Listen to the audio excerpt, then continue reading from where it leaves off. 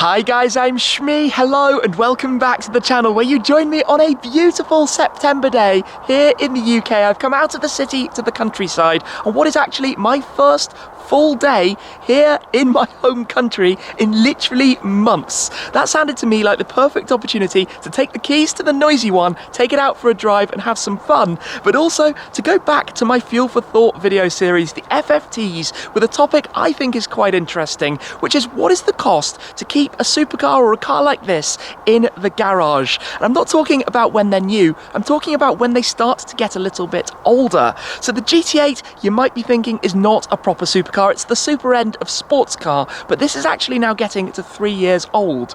My McLaren 675 LT Spider though is now past the 3-year mark, and I've just had to pay a rather big bill against it, which I'll tell you more about later on. So I think it's quite interesting. Let me tell you a little bit more then about the costs of owning cars like these when they start to get a little bit older. Let's do this with plenty of noise on board the GT8. One of the things that I like least about living in central London, particularly as a person who likes cars and enjoys taking them for a drive, is that inside the city centre it is an atrocious place for cars like this. The streets are narrow, it's cramped, it's congested, it takes forever to get anywhere. But then even to get out of the city, London doesn't really have any direct motorways that bring you straight out. So to come to the countryside, which is fantastic when you get there, also takes ages to get through the traffic.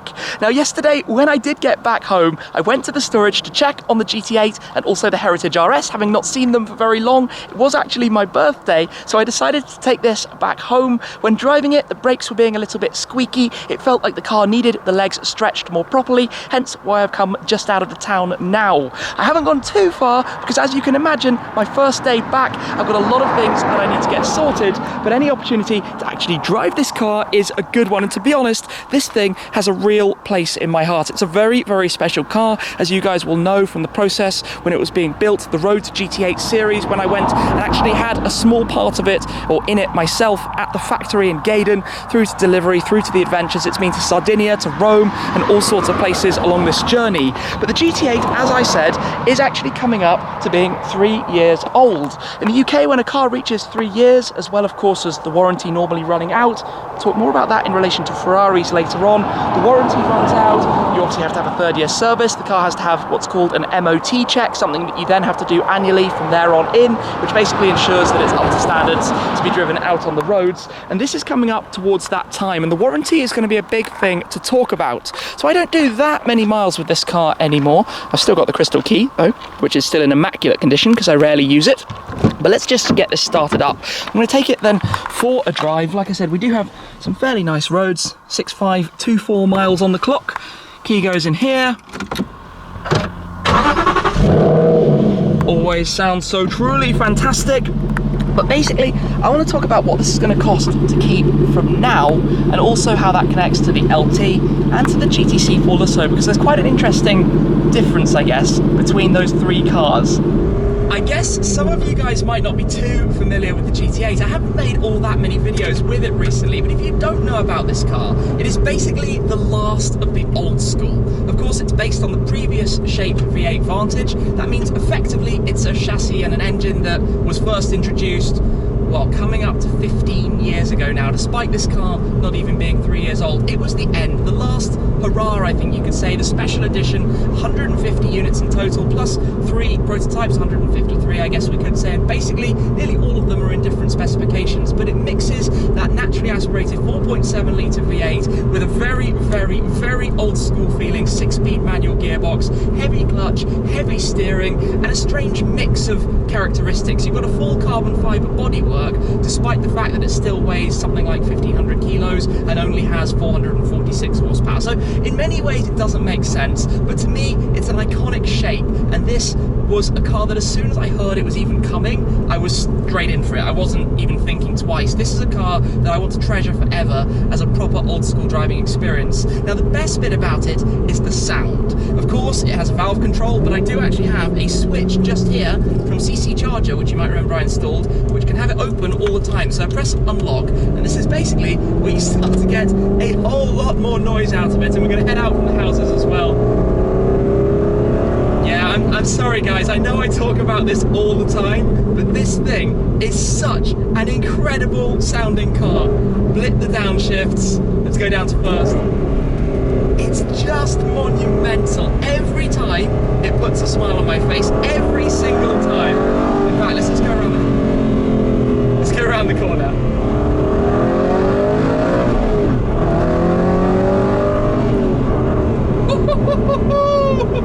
I love it, and the best thing is, despite the numbers I guess not being that impressive, what they mean is that I didn't even go to the speed limit there. I had that much fun up towards the top end of second gear and I wasn't speeding. That's what's so cool, because all these modern cars, the Senna, the Ford GT, the 675, they're too quick. And here in the UK you get in so much trouble so easily. You don't want a car that goes that fast.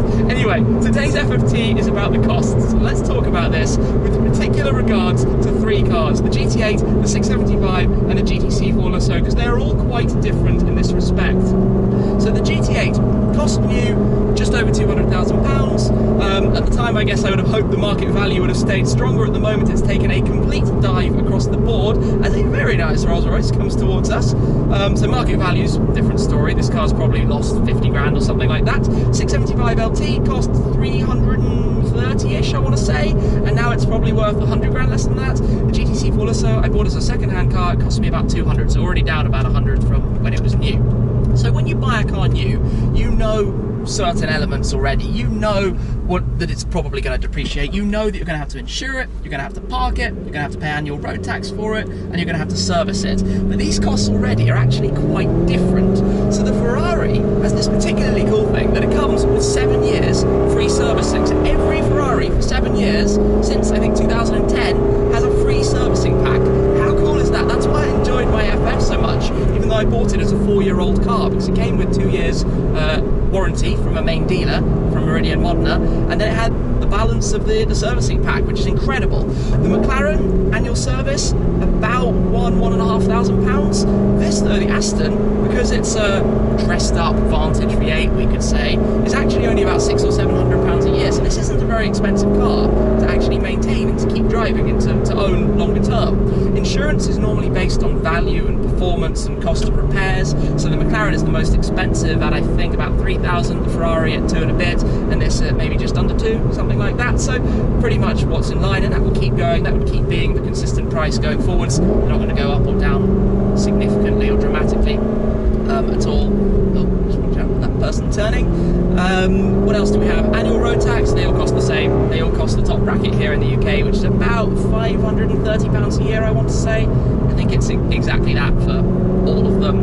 But what happens that I think is particularly interesting is when these cars get to 3 years old. In the UK, this is, like I said, where you have MOTs. Of course, you have a 3rd-year annual service, but then generally you lose the warranty. Now, in the case of the GT8, warranty runs out, but I've not really had any niggles with this. It's not a car I'm particularly worried about, and yes, you can extend the warranty, which is where the McLaren bill comes in, but wait until you hear how much it was. You can extend the warranty, and I think for this, it's somewhere near £2,000 a year. So it's a sizable amount of money to have to think about. Maybe it's 1,500, but it's not silly. It's not a crazy number. But then against that, if nothing goes wrong, why would you spend it? Although if something big goes wrong, engine or gearbox, you might be looking at 20,000 or something, 30,000, I don't know, something horrendous. Basically on a supercar, if one thing goes wrong, you can expect it's going to cost you at least £1,000 and you should have taken the warranty. So this is the decision I've got to make. But against that, what about the engine? We talked a little bit about this, about putting a GMR supercharger on this car, which if I did that, then I would need to think very carefully. Obviously that would take away the warranty on the engine. I wouldn't have any protection with regards to engine warranty going forwards. Even in the speed limited section, you can still get some revs out of it and have some fun. So supercharger is a whole different question when it reaches 3 years in January. It was January 2017 that I actually picked up this car and took delivery of it. Oh, we've got a tunnel, people.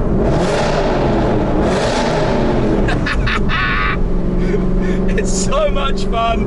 It's so much fun. That guy is standing on the road is like, what are you doing? Anyway, that's going to be a whole different topic. But from a base cost point of view, it's insurance, storage, road tax, storage a couple of thousand a year in London, and warranty, servicing. So it's not crazy. This car is not crazy. What is crazy, however, is the McLaren 675 LT. All McLarens have a lot of technology to them. They are cars with many things that were developed new concepts, new ideas, bespoke parts, and what that means is that if something goes wrong, which I think we all know they can do quite easily, it is excruciatingly expensive. Everything that goes wrong on a McLaren hurts. Like a battery is £2,500. If something big goes wrong, you just don't even want to go there. It's going to be a very, very big cost. So with a McLaren, you don't really want to have it without a warranty. Fairly obviously, if you have the car without a warranty, you're going to have to pay those things when or if the worst happens. So you go to McLaren, you ask at the end of 3 years for the extension of the warranty, and this is where it got really expensive. The price to renew for 2 years, 2 more years of warranty, to extend it from 3 years to 5 years, was £7,800, just under £4,000 a year for the warranty. So remember, it's already £3,000 for the insurance, £3,000 for the storage, £500 for road tax, £1,500 for the service. So what are we at? Off the top of my head, is that £8,000 plus £4,000 a year for warranty? So it's £12,000 a year or so to just keep it, not including depreciation or any other costs that might be involved. As you can tell, it's quite expensive, and I wanted to give you all the actual numbers behind these because I certainly have to think about it. I'm lucky enough to own and drive many of these cars and to have, you know, some newer cars in my garage, and I guess I'm obsessed and a bit of a collector, so I love keeping the cars I've been lucky enough to own. I want to grow a car collection. You know this. I want to grow and have in the future a complete car collection, but I have to think so much now about how much it will cost me to end up keeping all of these cars in the garage, to keep them all, to have each one long term, because it's big numbers. It's big numbers. So the GT8 obviously is a lot less than the LT. We're talking probably half the price in total, with the lower warranty and the lower insurance. No, maybe a little bit more than half, but add the two together, we're talking £20,000 a year, just to keep the two side by side in the garage. We've got the Lusso, which, like I said, has the major perk that I don't have to pay to service it, only to insure it and park it. So the Lusso, even as it gets a touch older, is basically not going to be racking up any costs, and that is fantastic. That makes it much, much, much better as a car to, I guess, keep and own long term, because, or at least until it's 7 years old, because you don't have to worry about those things, which is almost a burden off the back of your mind, because these cars do have small niggles. The Lusso hasn't had anything major yet. I think I had one piece of trim I just had to push back on. The 675 had a sensor that went on me, a thermostat that went on me when I was in the south of France. Some of you might remember that from about 2 years ago. I did make a video about it at the time. And the GT8, as I mentioned, only had one thing. The oil level sensor had gone, and that's a tiny part. But unfortunately, obviously, it meant I had to stop at the side of the road at the time, because you can't play with fire if there's potentially an engine issue or too little oil in it. It's not a risk you want to take with a car like this, because that's where your engine goes bang, and that's where you have a really big bill. So the costs of these things are big, and I haven't touched on the costs of what the Senna and the Ford GT will be when they get to 3 years, but those are a different kettle of fish, completely different category. Just it's a massive step up. So this is why I've been thinking about it, because obviously the LT went back to the dealer, it's had its service while I've been away, it's made sure that it's fully juiced up, fully prepared, had everything checked over, had a full kind of warranty checklist to get the extended warranty, and this is where a few things came up that it's now having worked on, all tiny things, just to make sure it's perfect. I like the cars to be absolutely perfect, but I did have to pay the 3rd year service bill, the MOT, the warranty all as one, so that was about a £10,000 bill. And that made me obviously think quite a lot. I love the car and I intend to keep it, but £10,000 was really kind of like, whew, this is expensive to keep running. This is a big, big, big cost. So yeah, I think that's most of it from the cost to keep a supercar front. Most of the information I could possibly give you at this stage, being hopefully as open as I hope you understand that I'm being open about all the numbers and telling you it all. I love the cars. I don't want to see them go anywhere, but you do have to think about what they actually cost. And I don't really know where I'm driving right now, but I did want to go and find a nice twisty bit of road again. I found myself in the middle of a town. I guess just this way will take us in the right direction, so that's good at least.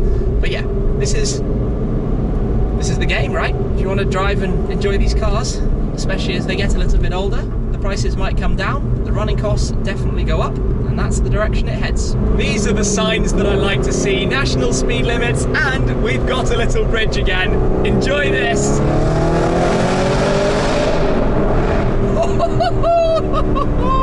60 miles an hour never sounds better than that. This thing, well, I tell you what, putting the window down makes next to no difference. It's so loud, it's so good, and you just slow down a touch, blip the shifts.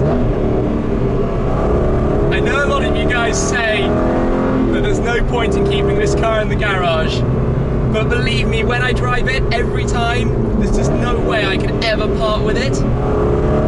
I mean, how is this noise not the most intoxicating thing that exists? It's the brutishness, the British muscle car.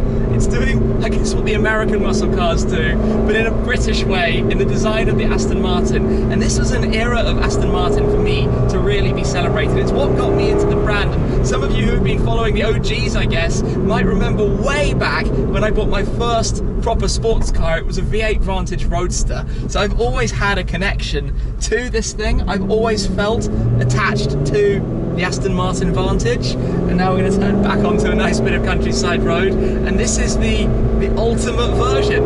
I'm sorry to keep saying it in every video that I bring this out, but if I just open up a gap in front of me a little bit so that we can accelerate when we've come around the corner, this is the reason why. Just for this.